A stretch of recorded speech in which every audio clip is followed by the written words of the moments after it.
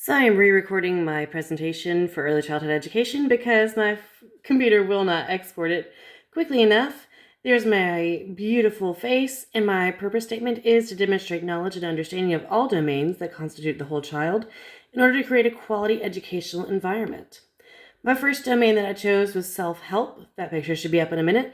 This is a picture of the Montessori coat flip. I'm a huge fan of it. I'm trying to teach it to my children myself. The gels codes that I chose were demonstrating awareness of their own body and space and intentionally carrying out an action with an understanding of cause and effect. There's a sweet little song that you're welcome to look up, but I think it's fantastic. My suggested supports and extensions for this were doll clothes with buttons, zippers, and snaps. Montessori is famous for having the zipper and button frames, but I think it's important to work on it in more of a live body situation. And I was able to put in my CDC checklist here, and my goal was dressing and undressing themselves. And my next domain is gross motor skills. Here you can see children doing a stump walk. They're going up and down, which is a fantastic way to learn to take risks safely. My gel codes are from physical development, where they're demonstrating coordination and balance, and they're actively participating in both structured and unstructured indoor and outdoor play. My suggestion here is that we have a fantastic start, but let's add some stepping stones or pavers of various heights.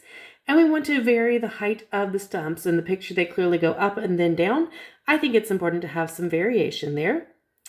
And we are going to look at our CDC checklist here. We're meeting two things in the social and emotional domain.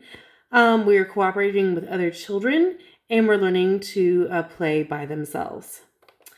All right, so then we have some fine motor skills. Here we have the block area that we all love and know. Blocks are considered the most important thing to be in your early childhood classroom.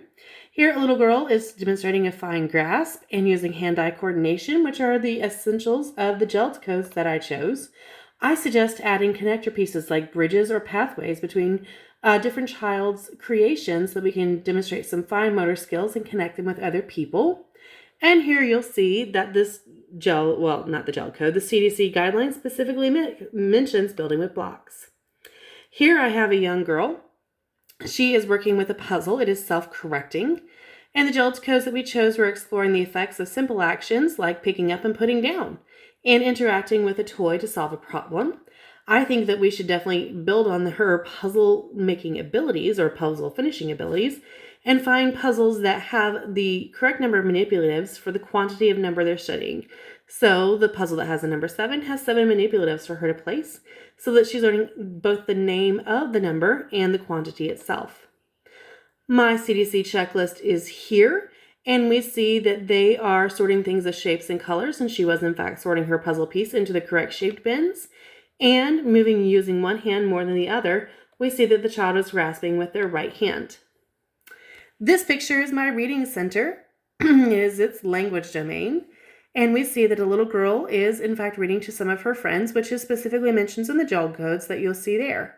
My suggestions for expanding this center is adding some reading accessories like hats and puppets. My idea came from the movie You Got Mail when the shop owner wore a pink princess hat during her story hour.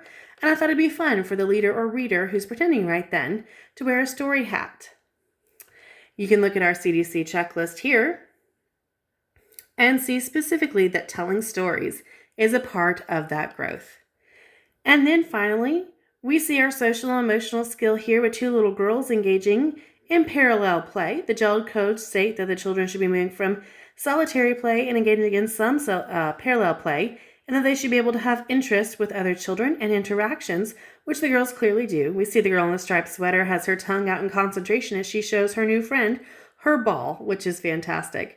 My suggestion here to expand the children's knowledge is some stacking rings, just some brightly colored stacking rings on that center peg.